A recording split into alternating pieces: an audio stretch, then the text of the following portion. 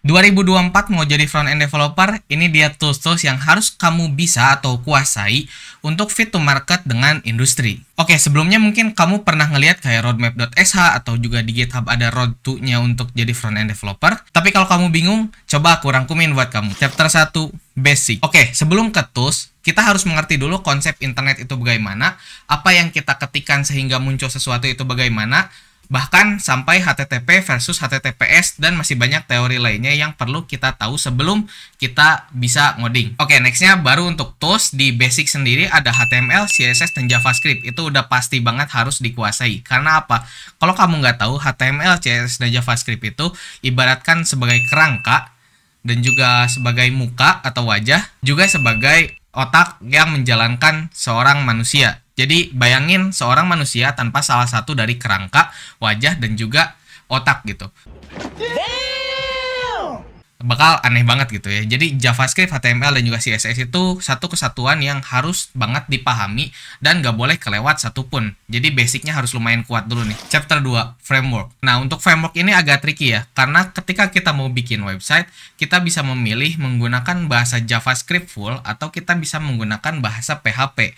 Ini agak beda lagi nih Pet untuk belajarnya. Cuman kalau untuk JavaScript sendiri, kita bisa coba belajar antara React, Vue, atau Angular. Jadi bisa coba antara ketiga itu. Saranku atau rekomendasiku, aku akan nyoba nyaranin coba belajar React. Nah, untuk PHP sendiri kita bisa belajar framework yang namanya Laravel. Laravel ini powerful banget. Meskipun di internet PHP ini sering kena bully dan sering dianaktirikan untuk bahasa web programming, PHP ini masih sangat powerful dan banyak orang yang menggunakan PHP dan masih memiliki high income, teman-teman. Nah, untuk styling sendiri, kita pakai CSS framework yang namanya Tailwind. Biasanya ini dipakai nih, karena lagi ngetrend gitu.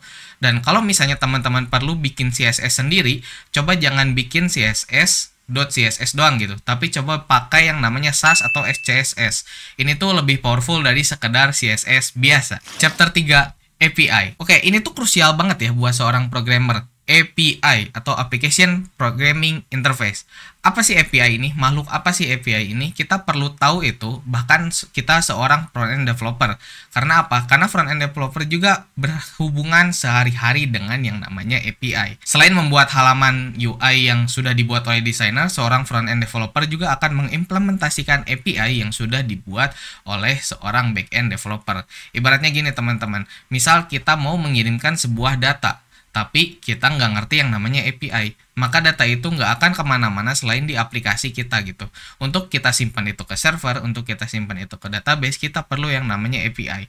Dan juga ketika sebuah website itu udah dinamis nih datanya, kayak misalnya toko-toko online dan lain sebagainya gitu, datanya kan nggak mungkin dibuat di coding semuanya gitu. Jadi datanya itu dinamis berdasarkan yang ada di database. Itu perlu kita ambil datanya melalui API, teman-teman. Jadi API adalah hal yang sangat penting untuk seorang programmer, khususnya front-end, untuk mengerti gitu. Nggak harus ngerti cara untuk buatnya, karena kalau kita ngerti cara buatnya ya bagus juga gitu ya. Kita bisa jadi seorang full stack developer gitu ya. Kita ngoding front-end dan ngoding back-end-nya. Tapi kalau spesifik untuk seorang front-end, cukup kita ngerti bagaimana cara itu bekerja, dan cukup kita ngerti gimana cara kita mengkonsum API tersebut sehingga tujuan atau fitur yang kita mau buat dapat tercapai. Chapter 4, Testing Tools. Sangat penting sekali seorang programmer front-end mengetahui cara mengetes aplikasi yang sudah kita bikin. Tujuannya untuk apa? Tujuannya untuk kita bisa tahu mana code atau mana fitur yang mungkin akan terlewat nih teman-teman sama user. Jadi contohnya mana cabang pengkondisian yang terlewat gitu, barangkali bikin codingannya malah tambah berat atau bikin codingannya malah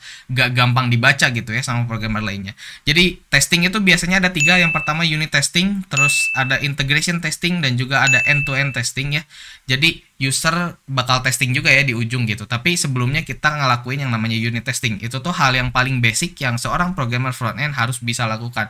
Unit test aku saranin banget toolsnya pakai Jest, karena ini banyak digunakan dan juga Jest ini lumayan versatile ya, bisa dipakai di beberapa framework gitu, bisa di Next.js, bisa di React.js juga, bisa di Vue, bisa di Angular dan lain sebagainya gitu. Jadi kuasai caranya unit testing. Karena apa? Karena seorang programmer yang cuma bisa ngoding doang tuh untuk sekarang kayaknya udah lumayan ditinggalin ya di industri gitu. Kayak minimal seorang front end udah bisa unit test juga gitu teman-teman. Last conclusion. Nah teman-teman, jadi seorang front end developer itu harus bisa menguasai yang namanya HTML, CSS, JavaScript, dan juga beberapa frameworknya seperti React.js, Node.js, Vue, Angular, atau mungkin kalau pakai PHP bisa belajar Laravel, dan juga untuk CSS coba Tailwind atau Bootstrap ya gitu. Dan juga coba ngoding CSS-nya pakai Sass atau SCSS. Nah, jangan lupa kita harus belajar testing juga menggunakan Jest, dan kita harus memahami konsep-konsep API. Contoh tools API yang biasa dipakai adalah Axios. Jadi beberapa list-list di bawah ini udah wajib banget nih untuk seorang front-end developer di tahun 2024. Hopefully video ini bantu, semoga teman-teman bisa mencapai karir front-end developer teman-teman di tahun 2024 ini.